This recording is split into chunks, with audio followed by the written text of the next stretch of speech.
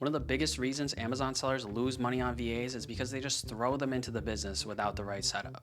A VA isn't just going to magically know what to do. You have to prepare them, give them guidelines, and set clear expectations. So in this video, I'll show you exactly how I set up my VAs so they don't suck and they become a real asset to my Amazon business. All right, so we're going to start off with this document here. This is the exact messages that I send to my VAs when they first start, or just throw into a general info channel inside of either Discord or Slack, because you don't want to have to repeat this every time and remember to do it. So if you do it in one of those channels like I did, then you'll only have to do it once, and everybody else that comes in later down the line will have the same information.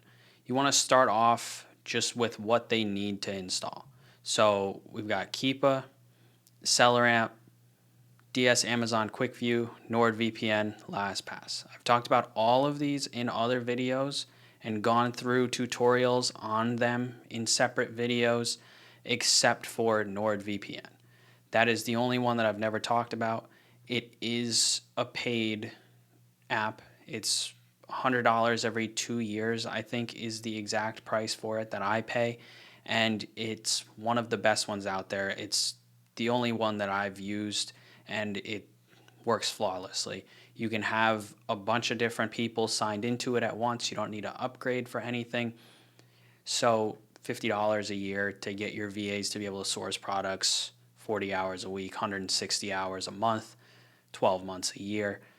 It is definitely worth the return on that investment, because what happens is when they're in the Philippines, if you're using onlinejobs.ph like I did and most other people do, they can't access a lot of websites from their laptops without a VPN, because it registers the location. It says you're not able to access this because they can't ship anything to that country. So why do the retailers need extra traffic on their websites, potentially slowing it down, that kind of thing. So you're going to want to make sure that they have all of this stuff logged in. LastPass is going to be the way that they log that stuff in. You're going to be able to create them an account with the email that you've created for them. So create them a Gmail account, save the password, create a LastPass account with that email, and then send them the password to the LastPass. So that way you can have control over everything else. You don't have to have them save the passwords, know what the passwords are, and then you can easily just add and remove stuff inside of that account. It'll automatically apply. You don't have to send them all differently. It's way easier than just sending them passwords, and more secure. If you want extra security, use a random password generator. I think it's called randompasswordgen.com or generator.com that I use, and you can set your filters for what you want in the password, length of the password, all that stuff, randomly generate it. So that way, in case they do save it or find out what it is, then it's not like it's the same password as your Amazon account where you're having to worry about security of other things. The next part that I have in here is just daily tasks. Very simple. Let me know when you're working. That is just by clocking in, and make sure that they clock out at the end of the day so you can track their time correctly. Make sure that they know that they can ask any questions, and you don't want them just working on their own, because a lot of people might be worried, say, this seems like a dumb question. Even you might think that if you're talking to other Amazon sellers or something like that. Maybe you're afraid to ask a question because you don't want to sound dumb. So make sure that they know that no question's a dumb question. Ask me anything, because this is very important to make sure that you get this kind of stuff right. After that, I have them watch some YouTube videos. And when I was learning and I wasn't making my own content, this was based off videos that I had watched. But since I'm going to leave this document down in the description for you to get, I threw in my own videos in here of what I've put out. So that way, in case you don't have anything else that you've watched that you learned from, and maybe you're just watching my videos, or you've come across them and you want to relay them, I put them in here for what's the most important stuff for them to know as a sourcing VA.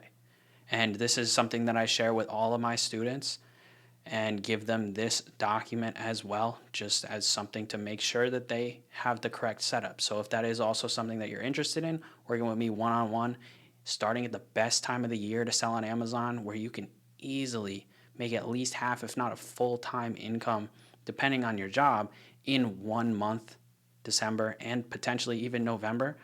There's a link down in the description where we can get on a call and talk about how I can help you, because I do have some spots left open. It is filling up fast, but we've got some spots open for the first round of people coming from these YouTube videos. Leads checklist. You want to give them your criteria in writing, so that way they're not guessing. They're not wondering, is this what it should be? Is it not? And then if they don't know, they're not putting in stuff into the lead sheet that you're just instantly going to say no to. So this was mine, and this still is pretty solid for what mine is still. $5 profit, could go down to $4 potentially, depending on what you want as a return. 25 to 30% ROI. I like the higher side just so I can have some room to move down in case price dips a little bit or fluctuates. BSR under 125K. If you're a beginner, maybe 150. You're more advanced, maybe you want 100, which is what I try to stick to now. But it all just depends on what you personally want out of your products. Keep a showing consistent price, not on a price spike. That's huge. Go to offer count movement, not flat or slow. Huge also. Product isn't sold by Amazon or the brand owner. We don't want to compete with Amazon, and we don't want to compete with the brand owner, because I don't know, if you're a customer and you see that you can either buy directly from the brand or a third party at the same price or just a little bit higher for the brand owner, what are you realistically going to choose? You got to put yourself in the customer's shoes there. You want at least 5 to 10 units in stock from the source's website available to be delivered. You don't want to go and buy one-off products and just test one unit when you can't get any more. It's just not really a good use of your capital or your time, because sure, you might make $10, $20, maybe $50 on one unit, but that capital, depending on the buy cost, could be put into multiple products at a smaller profit, and you'll end up making more with that same amount of capital there. 5 to 10 is just a good range to test products. When you get more experienced, you might want 10 to 20 or 15 to 20, something like that. But when you're in the beginning stages, 5 to 10 is perfectly fine. If you have sales tax, then you're going to want to fill in this question mark and let them know, because they need to be able to apply the sales tax, because if they don't know what it is, then how are they going to be able to give you an accurate buy cost and that kind of stuff? And something that ties into that, I do give them a random address to anywhere, doesn't matter what it is, close to where my products are being shipped. So that way they can throw in an address if needed to potentially see shipping costs on a website or get the exact amount of tax, whatever they think is easier. In the beginning, when they're still getting the hang of everything, you might want to give them an address. Just pick a random thing. Maybe there's a Walmart near your prep center or a gas station or something like that, or just give them your prep center's address. It's up to you. I just put this in here because when I first started getting VAs, I was sourcing products out of my parents' house because I was still living there. So I didn't want to give out my parents' address to somebody that I didn't really know at the time because they were new. Also, give them a phone number.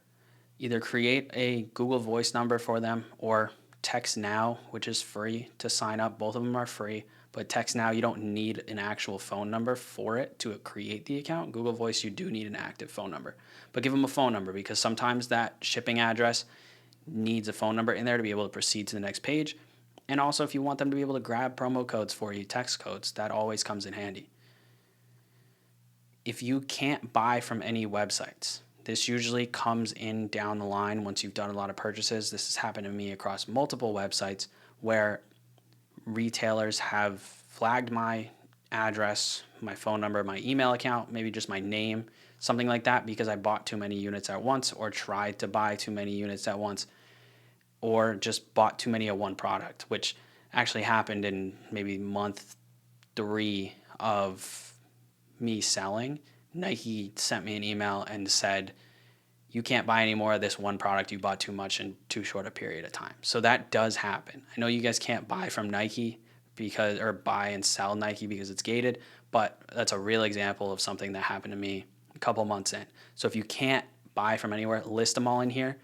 Most of them you can potentially use to price match though. So make sure that they know that, because like Hibbett, for example, big clothing and shoes retailer, bans a lot of people really quickly because of large orders, frequent orders of different products or the same products, but a lot of other stores accept their prices as price matches. So if you find something cheaper on their website, you find it on another website that will accept their price match, let the VA know that so they can throw both links into your lead sheet, and that way you can get the same price but just buy it from a different retailer.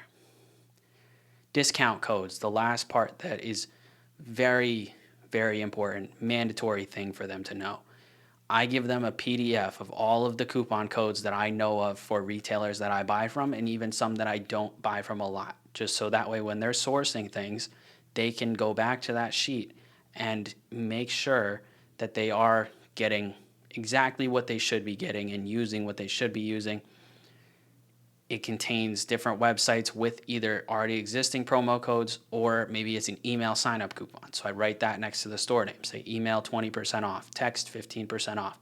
How often does the coupon work if that applies? Is it 24/7? Is it only for a certain period of time through the year that you know of one that maybe repeats? That kind of stuff. Very important for them to know so they don't have to skip over products if you have an existing promo code and they don't know about it. Discounted gift card website I throw in there, Cardbear. We've talked about it in many different videos. And then there's also this website that I don't think I've ever mentioned before, but NikeDiscountCodes.com, not just Nike discount codes. It may throw you off because of the name, but they have like Adidas, Converse, they had JD Sports, a ton of different websites that you can buy promo codes, 10%, 20%, 30% off, and they're very cheap. Maybe, I don't know, I used to do a lot of them from that website, and they were probably $5 for a 20% off code. So depending on your cart size, total order value, that's really, really cheap, and something that you should definitely be checking if they're in stock, if you can have them. And all of this is important, so that way you can make sure that your VAs aren't shooting in the dark. They're not guessing. They are doing exactly what they should be doing and applying everything to get you the best results that you're paying for. Make sure you guys grab your free copy of this document that I just showed in the video down in the description, and check out that link and book a call with me if it is something that you're interested in changing your life just like I did. If you have any questions, leave a comment down below, or there's any other videos that you want to see me make. Thanks for watching. Don't forget to subscribe, and I'll see you guys in the next video.